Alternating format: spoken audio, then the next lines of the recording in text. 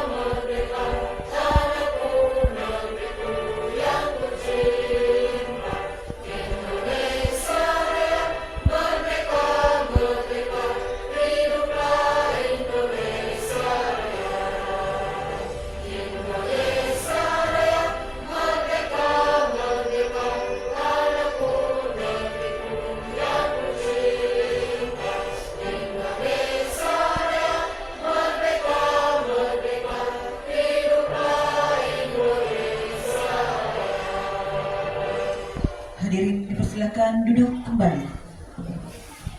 Bersama-sama memanjatkan doa yang akan dipandu oleh Bapak Adiaman SPDI dengan hormat disilakan.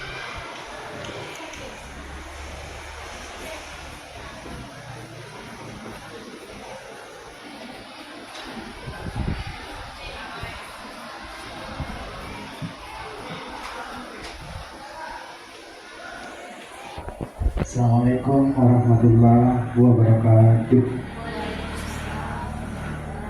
Baik Bapak Ibu, mari kita sama-sama menundukkan kepala sejenak. Mudah-mudahan acara kita pada pagi hari ini diberkahi oleh Allah Subhanahu wa Ta'ala. A'udzubillahi minasyaitonirrajim. Bismillahirrahmanirrahim. Hamdan syakirin, hamdan na'im, hamdan yu'afi ni'mahu wa yukafi nasidah. Ya Rabbana lakal hamdu kama yanbaghi li jalali wajhikal karim wa asimi sultan. Allahumma salli wa sallim wa barik ala sayyidina Muhammad wa ala ali sayyidina Muhammad. Rabbana zalamna anfusana wa lam taghfir lana wa tarhamna lanakunanna minal khasirin. Allahumma iyyaka na'budu wa iyyaka nasta'in. Ya Allah, kepadamu kami menyembah, kepadamu kami mohon petunjuk. Berikanlah kami kekuatan agar acara kami ini bisa berjalan dengan lancar dan menjadi berkah di kami semua. Rabbana atina fid dunya hasanah wa fil akhirati hasanah wa qina azabannar. Subhana rabbika rabbil izzati amma yasifun wa salamun alal mursalin walhamdulillahi rabbil alamin. Al-Fatihah. Assalamualaikum warahmatullahi wabarakatuh.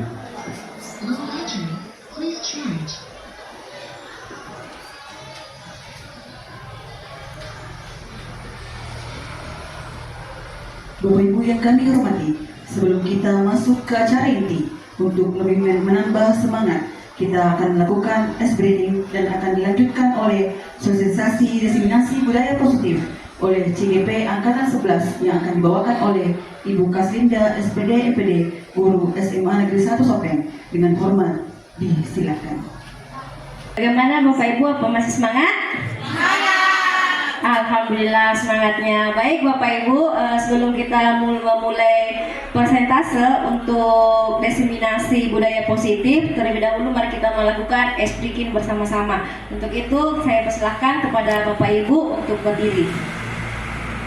The fourth period starts. Tangan ke atas menggapai bintang, tangan ke samping burung terbang, tangan ke depan ikan berenang, duduk yang rapi siap berdoa. Putar-putar, tangan diputar. Gulung-gulung, tangan digulung. Bulan melihat, tangan bundar. Kanan, kiri, atas, bawah, dia berdoa. Satu jari kanan, satu jari kiri, bergabung menjadi dua, dua sebelahan wajah. Dua jari kanan, dua jari kiri, bergabung menjadi empat, dua kamera cekek. Dua jari kanan, dua jari kiri, bergabung menjadi enam, dua menara dinding. Empat jari kanan, empat jari kiri, bergabung menjadi delapan, dua telinga lecet. Lima jari kanan, lima jari kiri, bergabung menjadi 10, siap berdoa. Ayah Bunda dan sahabat guru kreatif Indonesia, semangat belajar ya. Dirinya sudah terlaksana dengan baik dan semua gerakannya sangat mudah. Bagaimana nanti? Apa mau sebagai ulang kembali? Baik Bapak Ibu, di sini saya akan presentasikan terkait dengan sosialisasi budaya positif terkait dengan modul saya yaitu 1.4. Yang pertama adalah budaya positif. Budaya positif merupakan perwujudan dari nilai-nilai atau keyakinan universal yang diterapkan di sekolah. Budaya positif sebagai seorang guru, kita harus memiliki peran untuk membangun atau mewujudkan budaya positif tersebut dalam seluruh warga sekolah. Berkembang menjadi pribadi yang sesuai dengan profil pelajar Pancasila. Budaya positif adalah suatu pembiasaan yang tentunya bernilai positif. Di dalamnya mengandung sejumlah kegiatan yang mampu menumbuhkan karakter murid. Budaya positif perlu dibangun dalam suatu kelas. Untuk mewujudkan budaya positif harus dilakukan sejak dini, mengingat dalam prosesnya membutuhkan waktu yang lama dan konsisten dari setiap stakeholder yang ada. Sebagai calon guru penggerak, tentunya kita memiliki peran yang besar dalam menerapkan budaya positif, seperti bekerja sama dengan rekan sejawat, berinteraksi secara akrab dengan peserta didik, menerapkan sikap disiplin dan bertanggung jawab, serta menjadi teladan bagi peserta didik. Sedangkan lingkungan kelas, kasih serta adanya keyakinan kelas. Di sini Bapak Ibu dapat melihat beberapa langkah atau peta budaya positif. Yang pertama adalah disiplin positif. Yang kedua adalah teori motivasi. Di antaranya hukuman, konsekuensi atau restitusi yang biasa dikatakan dengan segitiga restitusi. Kemudian yang ketiga adalah kebutuhan dasar manusia, di mana dari 3 poin ini terbagi lagi di antaranya keyakinan kelas, posisi kontrol, dan segitiga restitusi. Selanjutnya, di sini ada disiplin positif. Bapak Ibu bisa melihat secara langsung di atas bahwa disiplin positif merupakan suatu cara penerapan disiplin tanpa kekerasan dan ancaman yang dalam praktiknya melibatkan komunikasi tentang perilaku yang efektif antara guru dan murid. Dalam penerapan disiplin positif, selain itu juga mengajarkan murid tanggung jawab serta rasa hormat dalam berinteraksi dengan lingkungannya, yang bertujuan untuk menumbuhkan kesadaran murid serta memberdayakan untuk melakukan sesuatu tanpa sogokan, ancaman maupun hukuman. Tujuannya mulia dari penerapan disiplin positif adalah agar terbentuk murid-murid yang berkarakter, disiplin, santun, jujur dengan standar kompetensi lulusan yang diharapkan. Dengan adanya disiplin positif yang lahir dari siswa itu sendiri, maka akan melahirkan nilai-nilai kebajikan yang sesuai dengan profil pelajar Pancasila, yaitu berminat, bertakwa kepada Tuhan Yang Maha Esa, dan mandiri serta bernalar kritis, berkebinekaan global, bergotong royong, dan kreatif. Di sini Bapak Ibu bisa melihat hasil dokumentasinya. Yang pertama itu membersihkan di lingkungan sekolah di bagian belakang. Kemudian di sini adanya kegiatan ekstrakurikuler yang dilaksanakan di sekolah, yaitu ekstrakurikuler Paskibraka. Kemudian di sini ada kegiatan pada saat selesai upacara, adanya sosialisasi ya di sekolah terkait dengan operasi zebra. Kemudian lanjut pada teori motivasi hukuman, konsekuensi restitusi. Motivasi menurut Diana Gosen, 1. Motivasi untuk menghindari ketidaknyamanan atau hukuman. Motivasi ini bersifat eksternal. Motivasi ini untuk mendapatkan imbalan atau untuk menjadi orang yang mereka inginkan dan menghargai diri sendiri dengan nilai-nilai yang mereka percaya. Tujuan dari disiplin positif ini adalah menanamkan motivasi yang tinggi sehingga ketika murid kita memiliki motivasi intrinsik yang berdampak jangka panjang, dan motivasi ini tidak dapat berpengaruh terhadap adanya hukuman ataupun hadiah, karena motivasi intrinsik ini merupakan motivasi dari dalam diri seorang siswa. Lanjut. Perbedaan hukuman, konsekuensi, dan restitusi. Di sini hukuman bersifat tidak terencana atau tiba-tiba dan bersifat satu arah. Yang kedua, konsekuensi sudah terencana atau sudah disepakati, dibahas, dan disetujui oleh murid atau guru.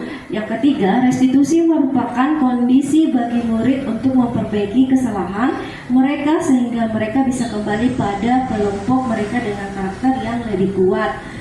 Kemudian kebutuhan dasar manusia. Di sini ada 5 kebutuhan dasar manusia. Yang pertama adalah kebutuhan bertahan hidup. Yang kedua, kasih sayang dan rasa diterima, dalam artian kebutuhan untuk diterima oleh orang lain. Yang ketiga adalah penguasaan atau kebutuhan pengakuan atas kemampuan. Yang keempat, kebebasan atau kebutuhan akan pilihan. Yang kelima adalah kesenangan atau kebutuhan untuk merasa senang. Lanjut, keyakinan kelas. Untuk keyakinan kelas, pembentukan keyakinan kelas ini memiliki dampak yang besar terhadap keberhasilan pembelajaran. Apabila guru murid membuat keyakinan kelas dan melaksanakan dengan penuh kesadaran, maka akan berpengaruh pada perubahan tingkah laku peserta didik. Perubahan tingkah laku ini juga akan baik tidak hanya digunakan dalam pembelajaran saja, namun perlu juga diterapkan dalam kehidupan sehari-hari. Dengan demikian, untuk membangun budaya positif di kelas melalui komunikasi efektif, sebuah keyakinan akan lebih memotivasi seseorang secara intrinsik maupun ekstrinsik. Keyakinan daripada sekedar mengikuti serangkaian peraturan. Murid-murid peraturan yang mengatur mereka dalam keyakinan kelas tidak ada dalam unsur kalimat negatif atau larangan dengan kalimat yang bersifat universal maupun bersifat umum. Selanjutnya, langkah-langkah menyusun keyakinan kelas. Guru meminta semua murid di kelas untuk menuliskan apa saja aturan yang perlu disepakati di dalam kelas. Yang kedua, semua usul dari murid ditulis di papan tulis. Yang ketiga, kalimat-kalimat yang sudah disepakati menjadi keyakinan kelas diubah menjadi kalimat positif. Yang keempat, usulan dari yang dirangkum bisa menjadi satu kalimat keyakinan kelas jika kalimat-kalimat tersebut memiliki tujuan yang sama. Yang kelima, guru bersama siswa bisa meninjau kembali keyakinan atau menumbuhkan tanda tangan tempel di tempat yang strategis atau mudah dilihat dalam ruangan kelas. Dampak dari keyakinan kelas ini dirancang dan diterapkan di sekolah adalah terwujudnya budaya positif di lingkungan sekolah. Budaya positif merupakan bentuk dari nilai-nilai keyakinan universal yang diimplementasikan di sekolah tentunya. Lanjut. Di sini ada dokumentasi terkait dengan keyakinan kelas yang sudah dilakukan. Ada papan tulis atau satu tempat yang sudah disiapkan. Lanjut, posisi kontrol. 1. Penghukum. Seorang penghukum bisa menggunakan hukuman fisik maupun verbal. Hasilnya kemungkinan murid marah dan mendendam atau bersifat agresif. 2. Pembuat merasa bersalah. Pada posisi ini biasanya guru akan bersuara lebih lembut. Pembuat rasa bersalah akan menggunakan keheningan yang membuat orang lain merasa tidak nyaman, bersalah atau rendah hati. Selanjutnya, teman, pada posisi kontrol ini tidak akan menyakiti murid, namun akan tetap berupaya mengontrol murid melalui persuasi. Posisi teman pada guru bisa negatif ataupun positif. Positif di sini berupa hubungan baik yang terjalin antara guru dan murid. Guru di posisi teman menggunakan hubungan baik dan humor untuk mempengaruhi seseorang. Hal negatif dari posisi teman adalah bila suatu guru tersebut tidak membantu, maka murid akan kecewa. Lanjut, pada segitiga restitusi. Segitiga restitusi merupakan salah satu cara memperbaiki diri untuk mewujudkan disiplin diri. Segitiga restitusi adalah proses menciptakan kondisi bagi murid untuk memperbaiki kesalahannya sehingga karakter mereka lebih kuat ketika kembali pada kelompoknya. Terdapat 3 langkah pada restitusi atau kita kenal dengan segitiga restitusi. Yang pertama adalah menstabilkan identitas, yang kedua validasi tindakan yang salah, dan yang ketiga menanyakan keyakinan yang ada di dalam kelas. Di sini Bapak Ibu bisa melihat langsung bagan atau segitiga restitusi, di mana di dalam segitiga restitusi ada di situ menstabilkan identitas, ada validasi tindakan yang salah, kemudian menanyakan keyakinan kelas. Adapun beberapa poin di luar dari segitiga restitusi ini, yang pertama adalah tentunya punya alasan mengapa melakukan hal itu. Yang kedua adalah adakah cara yang lebih efektif untuk mendapatkan apa yang kamu butuhkan. Dan yang ketiga, setiap orang pasti pernah melakukan kesalahan. Yang keempat, kamu bukan satu-satunya yang pernah melakukan ini. Yang kelima, keyakinan kelas apa yang telah kita kesepakati bersama anak murid kita, khususnya anak wali kita. Kemudian kami ingin menjadi orang yang seperti apa untuk kedepannya nanti. Lanjut, di sini bisa dilihat dokumentasinya. Di sini saya sudah pernah melakukan segitiga restitusi terhadap siswa yang bermasalah.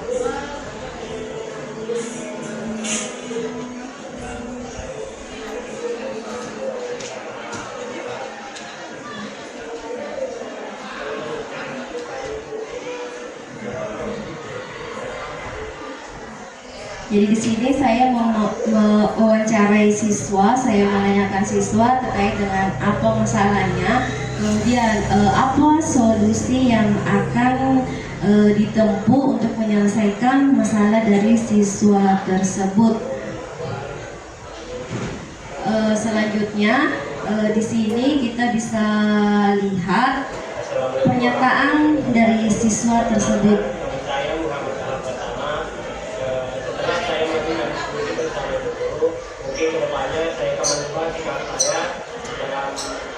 Tidak lama lagi ke sekolah dan lagi mengukur tugas dan kedisiplinan saya akan lupa. Sekian dari saya. Assalamualaikum warahmatullahi wabarakatuh. Baik, kita lihat video yang satu lagi. Assalamualaikum warahmatullahi wabarakatuh. Perkenalkan, nama saya Muhammad Fahid. Setelah saya berdiskusi bersama guru-guru, saya akan memperbaiki sikap kedisiplinan saya karena sering tidak aktif dalam ekstrakurikuler. Sekian. Assalamualaikum warahmatullahi wabarakatuh. Ya, baik Bapak Ibu, itulah tadi dokumentasi atau video yang saya ambil terkait dengan penerapan segitiga restitusi terhadap siswa yang bermasalah. Demikian presentasi saya terkait dengan sosialisasi budaya positif. Sekian dan terima kasih. Itulah tadi sosialisasi diseminasi budaya positif yang dibawakan oleh CGP Angkatan 11, Ibu Kaslinda, SPD, MPD, Guru SMA Negeri 1 Sopeng. Semoga apa yang disampaikan oleh Ibu Kaslinda dapat memberikan manfaat bagi kita semua dan dapat diterapkan di sekolah kita, khususnya di SMA Negeri 1 Sopeng. Cukup sekian pertemuan kita pada hari ini. Wabillahi taufiq wal hidayah. Wassalamualaikum warahmatullahi wabarakatuh.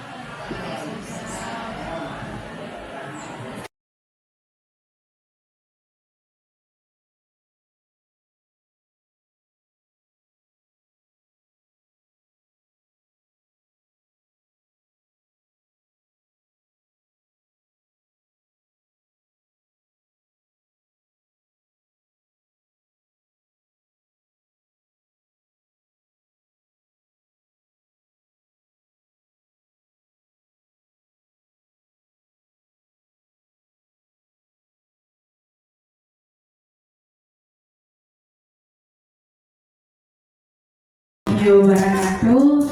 Saya Ibu Adi Sri Rahayu Purnamasari, rekan mengajar Ibu Kaslinda di SMA Negeri 1 Sopeng.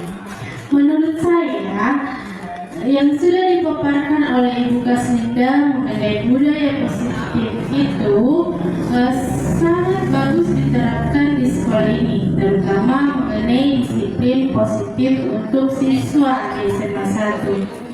Karena di SMA 1 Sopeng ini banyak siswanya, ada 1000-an lebih. Nah, mereka itu menerapkan disiplin instruktif, bukan instruktif.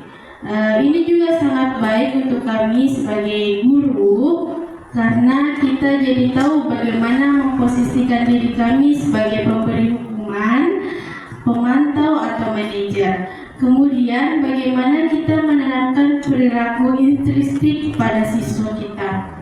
Nah, dan semoga dengan adanya diseminasi ini kita bisa menerapkan bersama-sama di lingkungan sekolah kita untuk membentuk siswa yang berkarakter sesuai dengan harapan kita. Cukup sekian dari saya. Assalamualaikum warahmatullahi wabarakatuh. Bismillahirrahmanirrahim. Assalamualaikum warahmatullahi wabarakatuh. Saya Arnisari, selaku teman mengajar dari Ibu Kaslinda di SMA Negeri 1 Sopeng. Saya akan menyampaikan pesan dan kesan yang saya dapatkan selama mengikuti diseminasi yang telah dilakukan oleh Ibu Kaslinda. Jadi kesan yang saya dapatkan dari diseminasi yang dilakukan oleh Ibu Kaslinda yakni banyak hal, salah satu diantaranya yakni tentang bagaimana menciptakan kondisi siswa saat memulai pembelajaran. Selain itu, saya juga bisa mengetahui tentang posisi kontrol guru, yakni terdiri dari 5 jenis. Yang pertama yakni sebagai pemantau, yang kedua sebagai pemberi hukuman, yang ketiga sebagai pengontrol, yang keempat sebagai manajer, dan yang terakhir adalah sebagai teman. Banyak hal dan ilmu yang saya dapatkan dari pemaparan Ibu Kaslinda. Namun demikian yang sempat saya sampaikan. Terima kasih atas kesempatannya. Wassalamualaikum warahmatullahi wabarakatuh. Assalamualaikum warahmatullahi wabarakatuh. Selamat pagi. Perkenalkan, nama saya Rizka Amira Syahri dari kelas 12-3. Setelah kami membuat keyakinan kelas, saya merasakan beberapa perubahan. Di antaranya yakni suasana pembelajaran yang kondusif serta tumbuhnya sikap toleransi antar teman kelas saya. Saya berharap kami dapat menjadi anak yang bertanggung jawab dan disiplin dengan adanya keyakinan kelas ini. Sekian dari saya, terima kasih. Wabillahi taufiq wal hidayah. Wassalamualaikum warahmatullahi wabarakatuh. Assalamualaikum warahmatullahi wabarakatuh. Perkenalkan, nama saya Nuzul Fathia Ramadhani dari kelas 12-3. Setelah kami membuat keyakinan kelas, saya sangat senang karena telah membuat keyakinan kelas. Semoga dengan adanya keyakinan kelas ini, kami dapat menjadi anak yang bertanggung jawab. Sekian, terima kasih. Wassalamualaikum warahmatullahi wabarakatuh.